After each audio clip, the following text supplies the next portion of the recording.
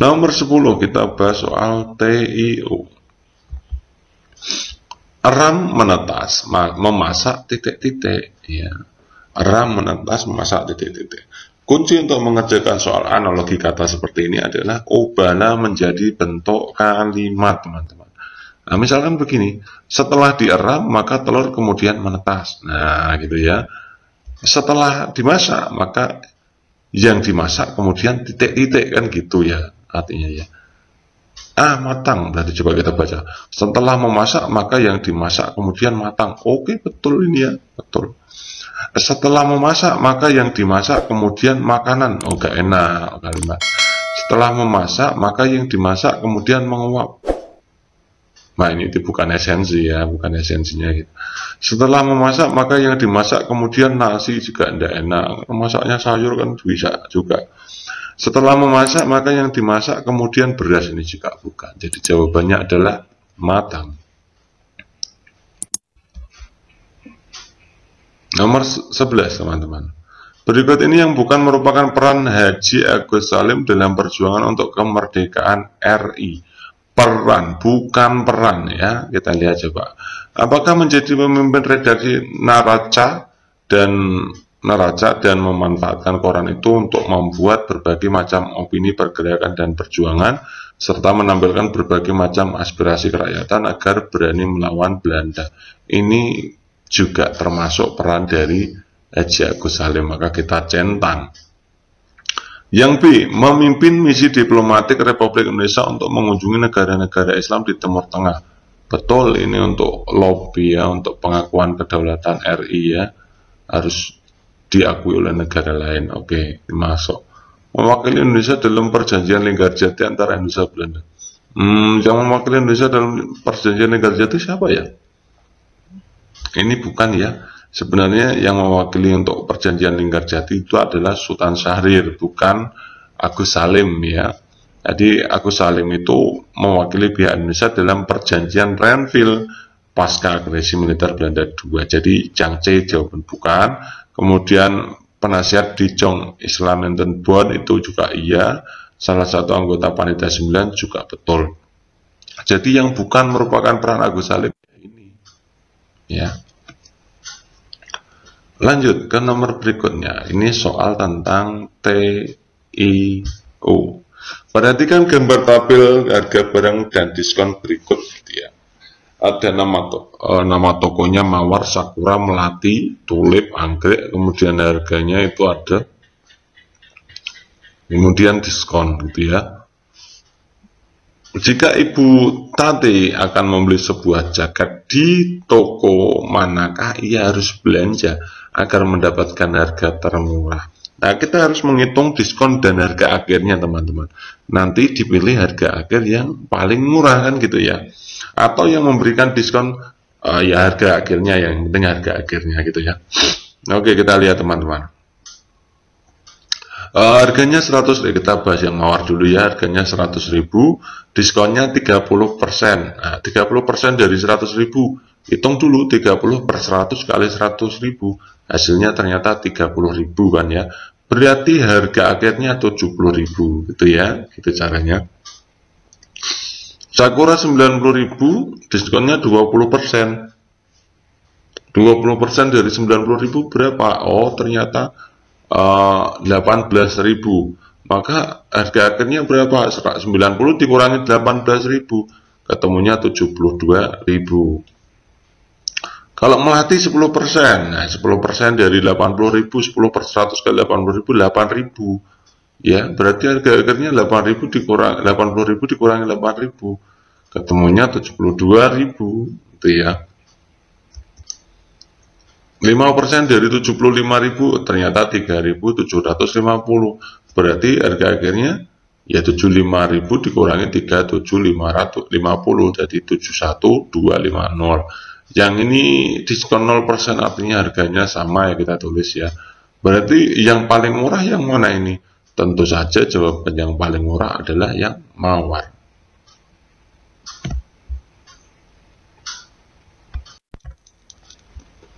Oke, soal berikutnya teman-teman. Peran Wahidin Sudirohusodo bagi perjuangan kemerdekaan Indonesia adalah titik-titik. A. Pendiri organisasi Budi Utomo, organisasi modern bergerak bidang pendidikan. B. Pendiri organisasi Sarekat Islam. C. Penggagas berdirinya Budi Utomo. D. Anggota BPUPKI. E. Menjadi pemimpin redaksi Neraca, surat kabar yang berani menampilkan berbagai macam aspirasi kerakyatan agar berani melawan Belanda. Ini yang mana yang merupakan peran Wahidin Sudirohusodo ya? Oke teman-teman, untuk pendiri organisasi Budi Utomo kita cek ya. Pendiri organisasi Budi Utomo itu adalah Dr. Sutomo bersama Gunawan Mangunkusumo dan Suraji. Jadi bukan, ini tentu saja bukan. Pendiri Sarekat Islam. Nah, Sarekat Islam itu dulunya adalah SDI atau Sarekat Dagang Islam. Pendirinya adalah Haji Saman Hudi. Jadi bukan.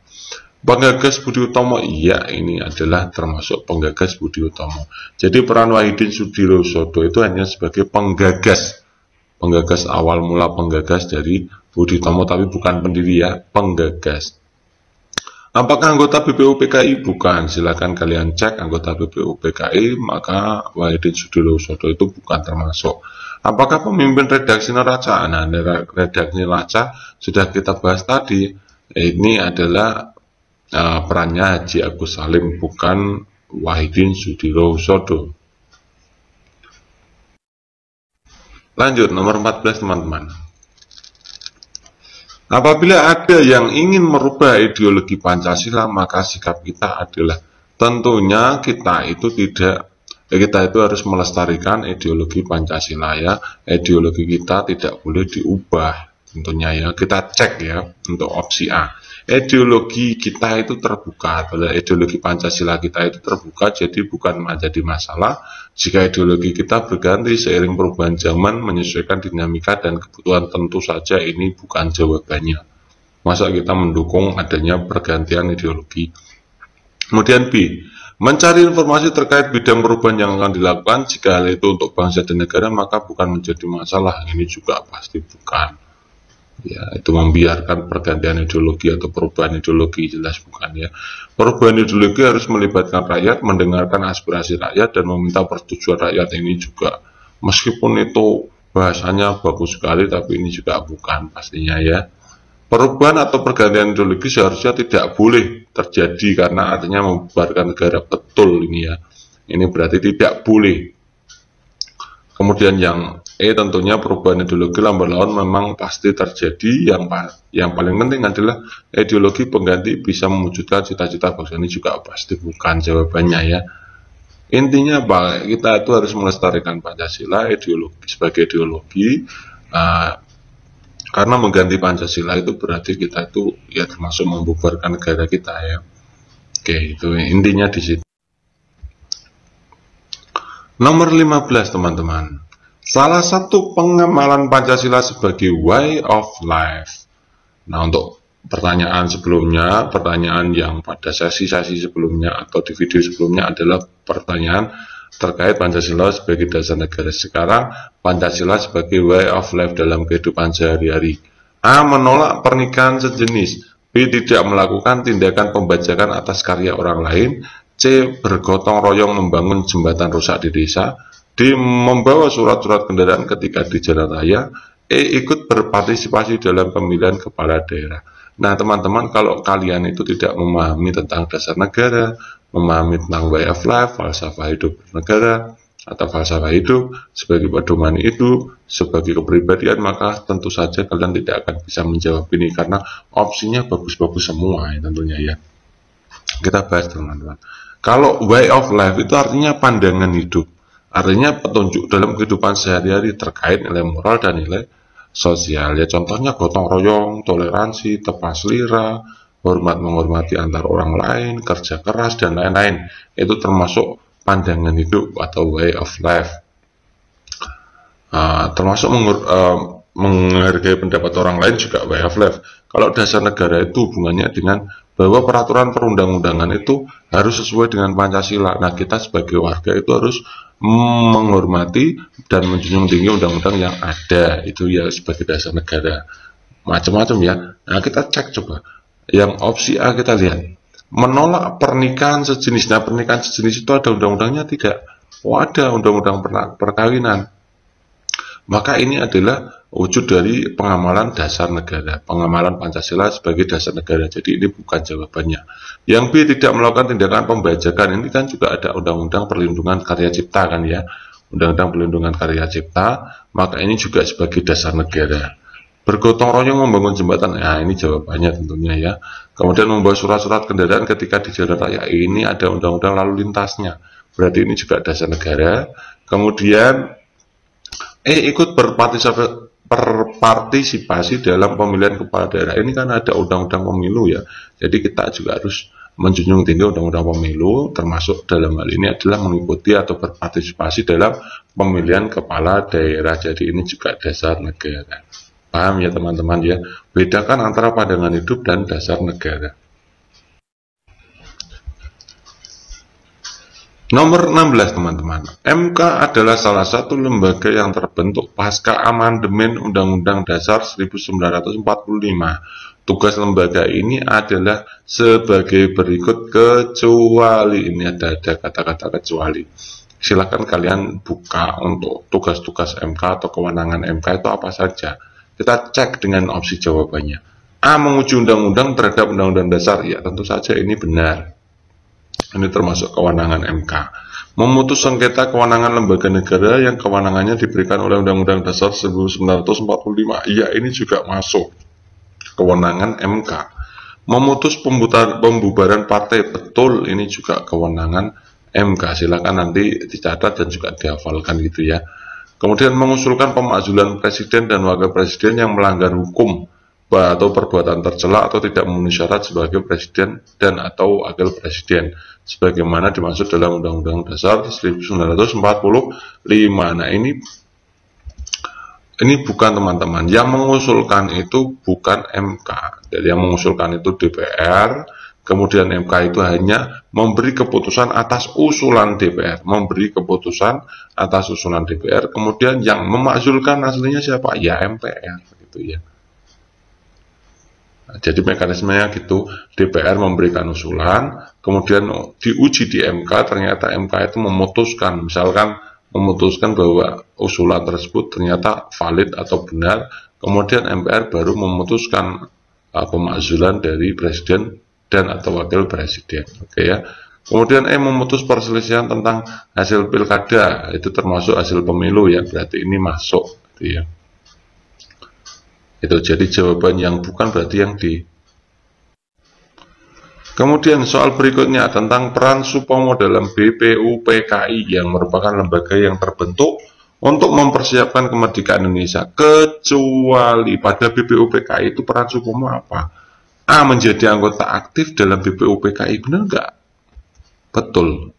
Ya, jadi Supomo itu termasuk anggota dari BPUPKI. Silakan kalian cek anggota BPUPKI itu siapa saja, maka Supomo masuk di dalamnya. Kemudian ikut serta dalam mengusulkan dasar negara, ini tentu saja kalian juga paham, kita sudah bahas di video-video sebelumnya konsep dasar negara yang dikemukakan oleh Supomo. Kemudian menjadi ketua PPKI. Nah, ini bukan teman-teman, yang ketua PPKI itu adalah Insinyur Soekarno, bukan Supomo. Kalau BPUPKI ketuanya Rajiman gitu ya. Jadi kalau menjadi ketua PPKI berarti bukan peran dari Supomo. Menjabat sebagai ketua panitia kecil perancang undang-undang dasarnya, ini juga masuk. Jadi tugasnya Supomo juga menjadi panitia kecil ya, perancang undang-undang dasar. Kemudian yang ikut serta ambil bagian menjadi anggota panitia penghalus bahasa guna mempersiapkan undang-undang, ini juga masuk teman-teman. Jadi jawaban yang paling tepat adalah yang C. Nomor 18 teman-teman. Nah, ini 18, 19, 20 kelihatannya adalah soal-soal TIU. Kita mulai nomor 18. Persediaan makanan untuk 6 kambing akan habis 2 minggu. Jika 8 kambing habis, persediaan akan habis dalam waktu titik-titik hari. A10, B11, C12, D13, E15. Nah, kita uji dulu apakah ini termasuk perbandingan senilai atau perbandingan berbalik nilai teman-teman ya. Cirinya apa? Ya coba kita analisisnya begini.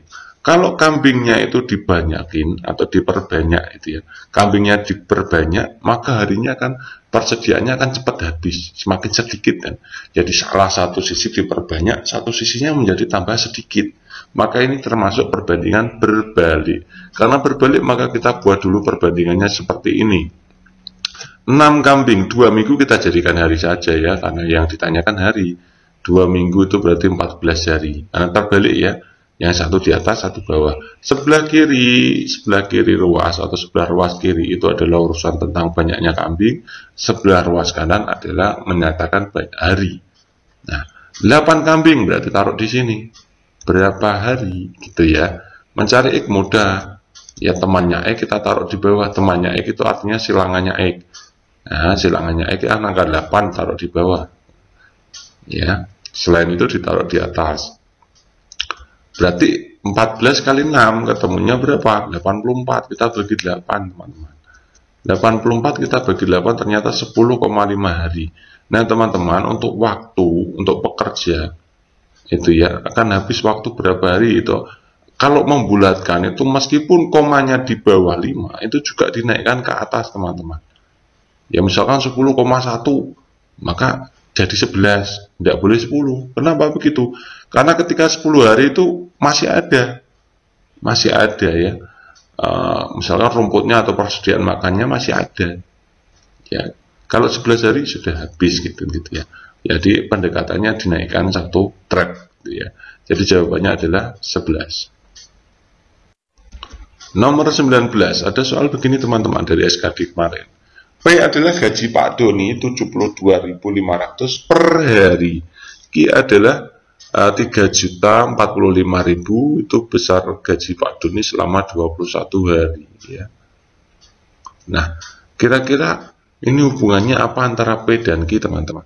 Ini kan yang satu per hari, yang satu 21 hari. Samakan saja. P kita jadikan sama dengan 21 hari ya, kalikan saja 21. Jadi 72.500 kali 21 ya, hasilnya 1.522. 1.522.500 gitu ya. Akhirnya adalah 3.045.000. Nah ya gitu ya. Nah, kita lihat opsi yang A, P sama dengan Q, benar nggak? Ya tidak sama. P lebih besar dari Q, P-nya 1.522.500, yang Q 3.045.000. Tentu saja yang besar yang Q, berarti ini bukan. 2Q sama dengan P, 2Q, Q-nya lebih besar. Kalau 2 kali yang lebih besar sama dengan yang lebih kecil. Yang kecil kan tidak mungkin. Yang ini mungkin ya. Jadi 1.522.500 itu kalau dikalikan 2, itu hasilnya 3.045.000. Jadi ini jawabannya. Yang ini juga tidak mungkin gitu ya. Oke, itu nomor 19. Oke, soal yang ke-20. Semua koki, ini TU ya teman-teman, semua koki memiliki masakan andalan. Mahasiswa tidak memiliki masakan andalan, maka A. Beberapa mahasiswa adalah koki, B. Semua mahasiswa bukan koki, C. Mahasiswa yang tidak memiliki masakan andalan adalah bukan koki, D. Beberapa koki bukan mahasiswa, E. Beberapa koki tidak memiliki masakan andalan. Nah ini kita pakai rumus saja teman-teman supaya mudah. Ini yang pertama kan semua koki memiliki masakan andalan ya. Koki kita anggap P, memiliki masakan andalan kita anggap Q, itu aja. Mahasiswa tidak memiliki masakan andalan. Nah, kalau ada kata-kata mahasiswa saja, itu artinya adalah semua ya. Semua mahasiswa, kalau tidak ada kata-kata beberapanya, otomatis semua gitu ya. Semua mahasiswa tidak memiliki masakan andalan. Nah, tidak memiliki masakan andalan itu kan negasi Q. Kita bisa nyimpulkan ada PQ, ada negasi Q. Ini adalah termasuk jenis modus tollens. Silahkan kalian lihat di materi-materi atau video sebelumnya saya sudah jelaskan tentang aturan penarikan kesimpulan ya. Nah, maka jawabannya apa? Kalau menurut modus tollens, kalau P maka Q, yang kedua adalah negasi Q, maka jawabannya pasti negasi P. Kalau P-nya adalah koki, maka negasinya apa? Lawannya apa? Ya bukan koki. Jadi semua mahasiswa bukan koki. Nah itu teman-teman nomor 1 sampai 20 sudah kita bahas. Semoga materi-materi yang kita sajikan ini yang terdiri dari TWK, TKP, dan TIU ini akan menambah perbendaharaan kalian ya. Dan selamat belajar, kemudian cari literasi sebanyak mungkin, banyak berlatih ya. Kemudian pesan saya berikutnya adalah persiapkan diri sedini mungkin, sematang mungkin ya. Beberapa teman-teman kita, beberapa teman-teman saya yang sudah belajar dengan serius perharinya, digunakan waktu untuk 2 jam untuk belajar ini, dan akhirnya sampai sekarang itu juga sudah menjadi PNS ya, banyak sudah menjadi PNS. Itu harusnya membuat motivasi untuk kalian agar kalian itu mempersiapkan diri sebaik mungkin. Otomatis nanti ketika mengerjakan soal-soal itu akan menjadi mudah dan akhirnya lolos gitu ya. Saya cukup sekian. Assalamualaikum warahmatullahi wabarakatuh.